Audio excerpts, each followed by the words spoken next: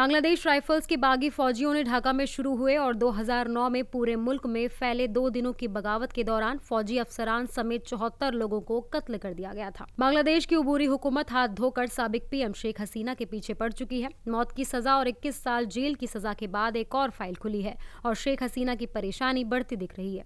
बांग्लादेश में आज से 16 साल पहले पुरतशद्दुद बगावत हुई थी, जिसमें दर्जनों सीनियर फौजी अफसरान का कत्ल हुआ था। इन्हें इज्तिमाई कत्लेआम की जांच के लिए तश्कील कमीशन ने कहा कि साबिक पीएम शेख हसीना ने ही इस कत्लेआम का हुक्म दिया था। बांग्लादेश राइफल्स के बागी फौजियों ने ढाका में शुरू हुए और 2009 में पूरे मुल्क में फैले 2 दिनों की बगावत के दौरान फौजी अफसरान समेत 74 लोगों को कत्ल किया था। इन हलाकतों पर उस वक्त की पीएम हसीना की सरकार की खूब तनकीद हुई थी, क्योंकि उन्हें ओहदा संभाले हुए कुछ हफ्ते ही हुए थे। गौरतलब है कि पिछले साल यानी 2024 में तलबा की कयादत में होने वाली बगावत के बाद शेख हसीना को बर्खास्त कर दिया गया था।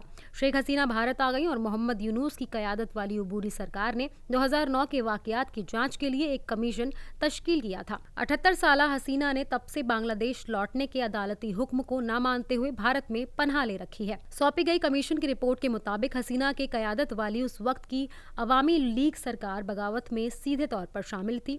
Commission chief ALM Fazlur Rahman ने कहा कि पार्लियामेंट के साबिक मेंबर फजले नूर तपोश ने मेन कोऑर्डिनेटर के रूप में काम किया और हसीना के इशारे पर कत्लेआम को अंजाम देने के लिए हरी झंडी दी। बयान में दावा किया गया कि जांच में किसी गैर मुल्क की ताकत की मिलीभगत थी। बांग्लादेश में एक प्रेस कॉन्फ्रेंस में रहमान ने कत्लेआम के बाद भारत पर मुल्क को गैर मुस्तकम करने और बांग्लादेश फौज को कमजोर करने की कोशिश करने का इल्जाम लगाया।